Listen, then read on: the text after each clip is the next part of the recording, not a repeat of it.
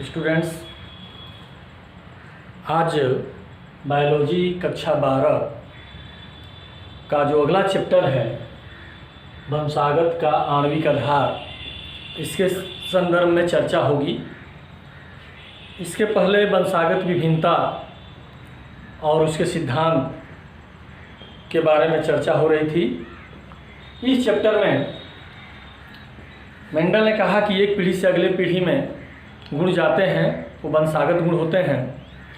तो इस वंशागत का आणविक आधार क्या है? आप जानते हैं जीन के द्वारा एक गुण जाते हैं एक पीढ़ी से अगली पीढ़ी में, और वे जीन गुणसूत्र के द्वारा ले जाए जाते हैं। तो आज हम देखेंगे, आप जानते हैं, तो मीसर नामक वैज्ञानिक ने सर्वप्रथम ये मीसर जो है, इन्होंने फ्रेडरिक मीसर या माइथर कहते हैं इनको, इन्होंने ही न्यूक्लिक अम्ल की खोज किया। केंद्रक में एक पदार्थ खोजा, रासायनिक पदार्थ, और उस पदार्थ को उन्होंने नाम दिया न्यूक्लिन। वो न्यूक्लिक अम्ल नहीं कहा, चूँकि न्यूक्लियस से प्राप्त हुआ इसलिए उसको कहा उन्होंने न्यूक्लिन। बाद में इसको अल्टमान वैज्ञानिक थे, इन्होंने इसको न्यूक्लिक अम्ल कहा। अल्टमान नामक वैज्ञानिक ने इसका नाम न्यूक्लिक अम्ल रखा। यही जो मीसर थे, इन्होंने ही जब न्यूक्लिक अम्ल का खोज किया, डीएनए का भी खोज किया और बताया कि यह आनुवांशिक पदार्थ है। अब जो आनुवांशिक पदार्थ है, आपको मैंने थोड़ा सा इसके बारे में फीडबैक दिया था कि आनुवांशिक पदार्थ वे होते हैं जो एक पीढ़ी से अगले पीढ़ी में गुणों को ले जाएं और उनमें अपने समान प्रतिलिपि बनाने का भी गुण हो, यानी अपने समान वे निर्माण कर सकें, और वो जो है उनमें उत्परिवर्तन भी हो और उसमें निरंतरता भी हो। कभी कभी उत्परिवर्तन हो जिसके कारण नए जीव भी उत्पन्न हो, जैविक विकास भी हो, और निरंतरता इसलिए हो कि अगर निरंतरता नहीं होती है तो किसी जाति की अपनी विशिष्टता नहीं बनी सकती है। कोई जाति हर पीढ़ी में अपनी जात की विशिष्टता को नहीं बना सकता है। इसलिए जो आनुवांशिक पदार्थ हों उनमें निरंतरता भी होनी चाहिए, उसमें निश्चितता स्थिरता भी होनी चाहिए। और कभी कभी अगर उत्परिवर्तन होता है तो उसके द्वारा जैविक विकास भी होता है, नई जातियों का विकास भी होता है। ये सभी गुण देखा जाए तो इस न्यूक्लिक अम्ल में भी डीएनए में होता है। तो ये न्यूक्लिक अम्ल दो प्रकार के होते हैं, चर्चा करेंगे, एक डीएनए और एक आरएनए। जो डीएनए होता है वही आनुवांशिक पदार्थ होता है, क्योंकि वही अगली पीढ़ी में गुणों को ले जाता है और उसमें प्रतिलिपिकरण का भी गुण होता है। ये जो आनुवांशिक पदार्थ है डीएनए, और उसके साथ साथ एक और जो न्यूक्लिक अम्ल होता है आरएनए, उन दोनों का निर्माण, चाहे डीएनए हो चाहे आरएनए हो, इस डीएनए और आरएनए दोनों का निर्माण जो होता है, इस दोनों का निर्माण डीएनए और आरएनए का इन तीन पदार्थों से होता है: पेंटोज शर्करा, नाइट्रोजनी क्षार और फास्फोरिक अम्ल। ये जो पेंटोज शर्करा होती है, इसलिए पेंटोज शर्करा कहते हैं क्योंकि इसमें 5 कार्बन होते हैं। देखें, एक कार्बन, 2, 3, 4 और 5। चूँकि इसमें 5 कार्बन होते हैं इसलिए इसको कहते हैं हम पेंटोज शर्करा। यह एक शर्करा है, कार्बोहाइड्रेट है जो 5 कार्बन युक्त होता है। ठीक इसी प्रकार से डीऑक्सीराइबोज शर्करा भी है, ये भी पेंटोज शर्करा है, क्योंकि इसमें भी देखें आप तो कार्बन 1, 2, 3, 4 और 5, ये 5वां कार्बन यहाँ है, 5 कार्बन होते हैं। तो 5 कार्बन युक्त शर्करा को हम पेंटोज शर्करा कहते हैं। यह न्यूक्लिक अम्ल का निर्माण करता है।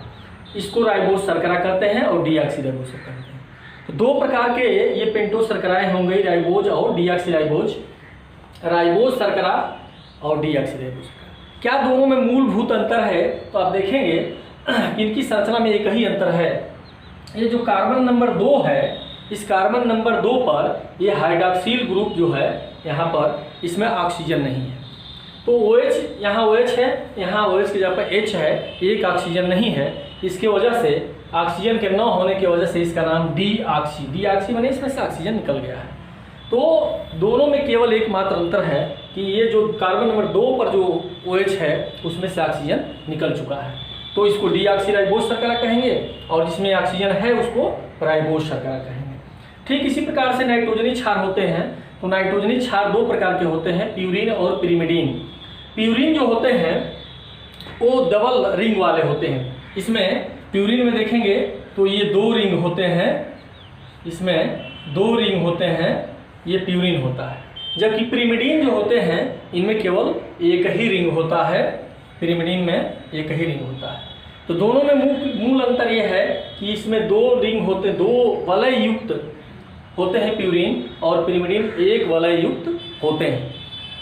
अब देखें तो प्यूरिन 2 प्रकार के होते हैं, एडेनिन और ग्वानिन, और पिरिमिडीन 3 प्रकार के होते हैं, साइटोसिन, थायमिन और यूरेसिल। तो कुल मिलाकर के ये 5 प्रकार के नाइट्रोजनी क्षार हैं, प्यूरिन और पिरिमिडीन, 2 प्यूरिन और 3 पिरिमिडीन, और ये भी इस न्यूक्लिक अम्ल के निर्माण में भाग लेते हैं। तो प्यूरिन आप जान गए कि ये डबल वलय युक्त होते हैं और ये 1 वलय युक्त होते हैं। दूसरी चीज़ें है कि इसमें 2 चीज़ें हो गई। तीसरी इसमें है फास्फोरिक अम्ल। फास्फोरिक अम्ल क्या है? तो ये फास्फोरिक अम्ल जो होता है ये भी अवयव है किसका न्यूक्लिक अम्ल का। तो ये तीनों मिलते हैं तो बनता है क्या? न्यूक्लिक अम्ल। अब हम देखेंगे कि जब ये तीनों मिलते हैं तो न्यूक्लिक अम्ल बनते हैं, तो सबसे पहले क्या बनता है? तो सबसे पहले बनता है न्यूक्लियोसाइड। आगे आप बताएंगे हम आपको कि जो डीएनए है या आरएनए है वो पॉलीन्यूक्लियोटाइड है। वो पॉलीन्यूक्लियोटाइड है मतलब कि कई न्यूक्लियोटाइड से मिलकर बने होते हैं। वो एक बहुलक है, पॉलीमर है, यानी कई पदार्थों से, कई इकाइयों से मिलकर के बने होते हैं, वो पॉलीमर कहलाते हैं। तो ये न्यूक्लियोसाइड क्या है? आप देखेंगे कि न्यूक्लियोसाइड का मतलब ये है कि जो ये राइबोज, ये शर्करा है, ये शर्करा और प्लस जब इससे नाइट्रोजनी क्षार जुड़ जाते हैं, नाइट्रोजनी क्षार जुड़ जाते हैं, तो ये क्या बनता है? न्यूक्लियोसाइड बनता है। यानी शर्करा प्लस नाइट्रोजनी क्षार जुड़ गए तो क्या बना? न्यूक्लियोसाइड। कैसे जुड़ते हैं? तो आप देखेंगे कि इसमें जो ये कार्बन है, कार्बन नंबर 1, इस कार्बन नंबर 1 से नाइट्रोजनी क्षार जुड़ते हैं, तो ये क्या बन गया? न्यूक्लियोसाइड। कार्बन नंबर यहाँ 5 है, कार्बन नंबर 1 से नाइट्रोजनी क्षार जुड़ गया तो ये बन गया न्यूक्लियोसाइड। और कार्बन नंबर 5 से जब यहाँ आकर के जुड़ जाएगा फास्फोरिक अम्ल तो ये बन जाएगा न्यूक्लियोटाइड। तो न्यूक्लियोसाइड आप समझ गए होंगे कि शर्करा के साथ नाइट्रोजनी क्षार जुड़ता है तो बनते हैं क्या? न्यूक्लियोसाइड। अब ये न्यूक्लियोसाइड कितने प्रकार के हो सकते हैं? तो अगर राइबोज शर्करा है और ये पांचों जो ये नाइट्रोजनी क्षार हैं तो उसके साथ बनेंगे तो न्यूक्लियोसाइड बनेंगे। ये डीऑक्सीराइबोज है उसके साथ ये जुड़ेंगे तो भी बनेंगे। जैसे आप देखें, मान लीजिए कि राइबोज शर्करा है तो ये राइबोज तो राइबोज शर्करा है और इसके साथ अगर आपका क्या जुड़ गया, कोई एक जोड़ लीजिए, जैसे मान लीजिए आपका इसके साथ जुड़ गया एडेनिन, तो एडेनिन जुड़ गया तो क्या बनेगा? ये राइबोज शर्करा और एडेनिन जुड़ गया तो क्या बनेगा? एडिनोसिन। राइबो एडिनोसिन कह सकते हैं या केवल एडिनोसिन। इसमें राइबोज जोड़ देंगे तो राइबो एडिनोसिन कहेंगे, इस तरह से एडिनोसिन करेंगे। तो इसी प्रकार से मान लीजिए राइबोज शर्करा है और इस राइबोज शर्करा से इसमें जुड़ गया, ये पिरिमिडीन एक जोड़ के देखते हैं, थायमीन, तो क्या बनेगा? इसमें भी न्यूक्लियोसाइड बनेगा। इसको क्या कहेंगे?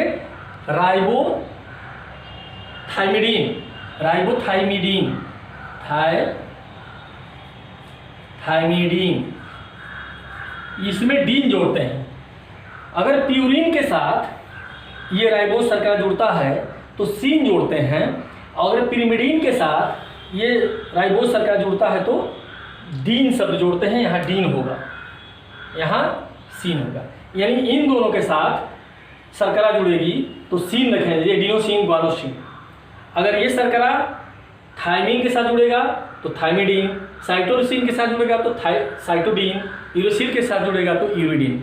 यानी पिरिमिडीन के साथ शर्करा जोड़ने पर जो न्यूक्लियोसाइड बनेगा उसे डीन जोड़ेंगे, और अगर प्यूरिन के साथ ये न्यूक्लियोसाइड बनेगा शर्करा के साथ तो उसको हम सीन कहेंगे। ठीक इसी प्रकार से ये तो राइबोज के साथ हो गया। अब मान लेते हैं हम कहते हैं कि डीऑक्सीराइबोज के साथ, तो देखें ये तो राइबोज के साथ हो गया। अगर डीऑक्सीराइबोज के साथ जुड़ता है तो क्या बनेगा, डीऑक्सीराइबोज, और इसके साथ हम जोड़ दिए मान लीजिए प्यूरिन को, तो क्या बनेगा, प्यूरिन के साथ जुड़ करके डीऑक्सी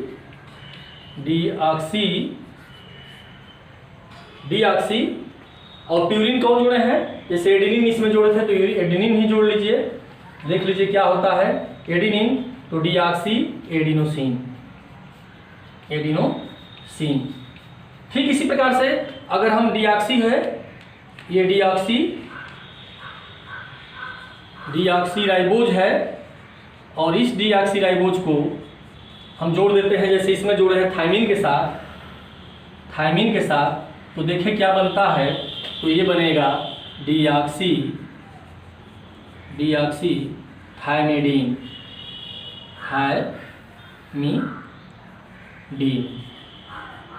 यहाँ पे डी।